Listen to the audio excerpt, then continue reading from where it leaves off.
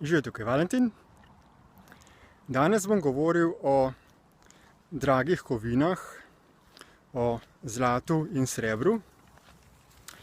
Kajti nekateri ljudje menijo, da je to edini pravi denar.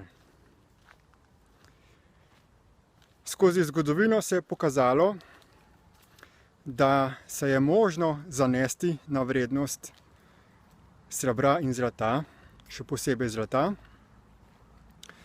In skozi zgodovino je bilo možno za enako količino zlata dobiti enako količino življenjskih potrebščin, hrane in tako naprej. Trenutno smo v stanju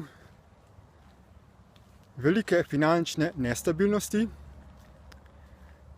Amerika je bankrotirala.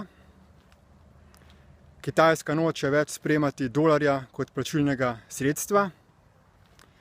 Tudi evropski monetarni sistem se sesuva in ljudje se sprašujejo, kako zavarovati svoje premoženje, da njihovi evri ne bi izgubili na vrednosti.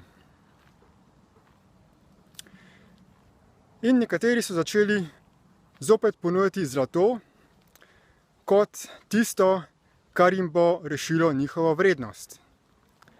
Eden izmed zelo znanih sistemov za prodajo zlata preko mrežnega marketinga je tudi Karatbars. In oni prodajajo zlato v zelo majhnih količinah, gram, 5 gramov, 10 gramov. In to zlato je lepo prečiščeno, overjeno in zapakirano v plastične kartice ali celo bankovec sedaj. Zlato naj bi torej zaščitilo premoženje ljudi in nekateri na veliko kupujejo zlato. Želi se, da bi tudi nekateri prišli nazaj na plačevanje v zlatu, ker bi potem plačilno sredstvo, ki temelji na zlati osnovi, imelo neko stabilno vrednost. Ko se je prvi denar začel izdajati, je imel kritje v zlatu in drugih dragocenih kovinah in drugih vrednih premoženjih. Potem se je pa ta zlata podlaga odpela in nato se je začel denar izdajati brez kritja, z vsem manj resničnega kritja v zlatu in drugih dragocenostih. Kar pa sedaj mnogi ne vedo, pa je to, da se bo tudi trg zlata izjemno močno zamejal. Zakaj? Zakaj ima oziroma je imelo zlato do sedaj tako vrednost? Prvič, zaradi stabilnosti kot kemični element, kajti zlato ne rjavi, ne propada skozi čas.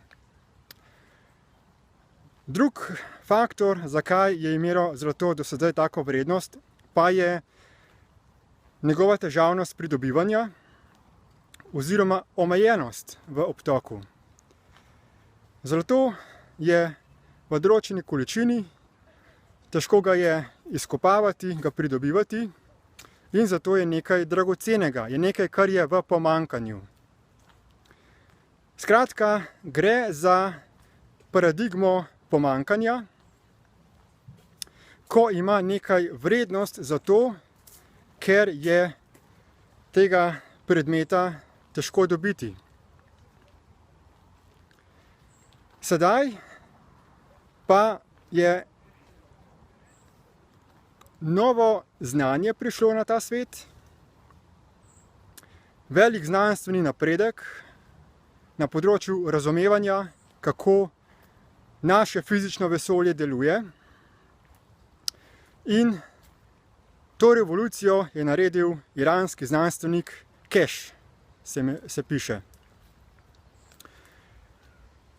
Ustvaril je tako imenovano novo plazemsko znanost, In plazma, kot jo on definira, je temeljni gradnik, iz katerega je možno proizvesti katerokoli obliko energije in materije. Se pravi, s pomočjo te tehnologije je možno ustvariti katerikoli kemični element v izobilju, vključno z zlatom.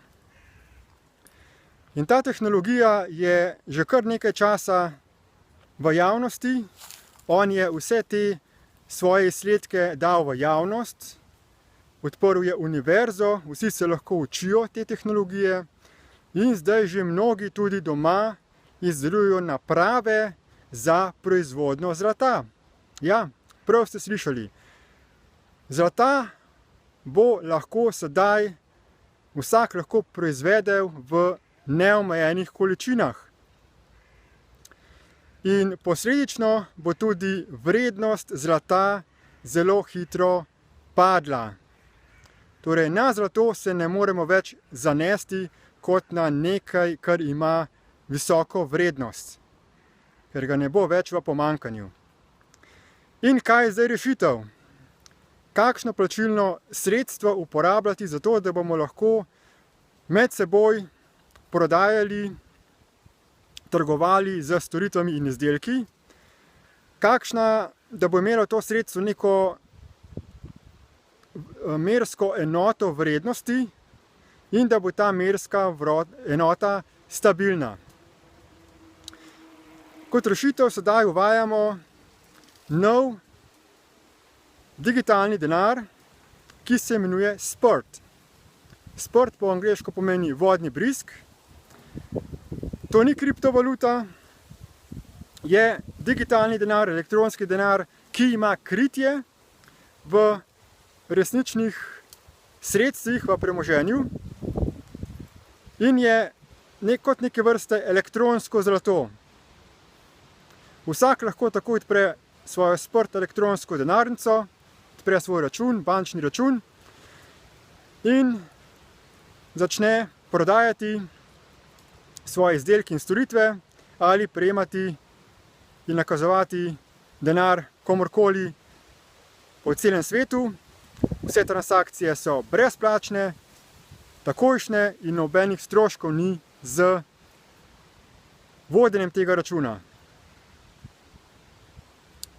Predlagam vam, da torej raziščete, da si pogledate na spletni strani sprt.si, se pravi spurt.si, več o temu vrednostnemu, stabilnemu elektronskemu denarju in da ga začnemo čim prej uporabljati kot alternativo za zlato, za evre in kriptovalute. Hvala lepa in nasvidenje.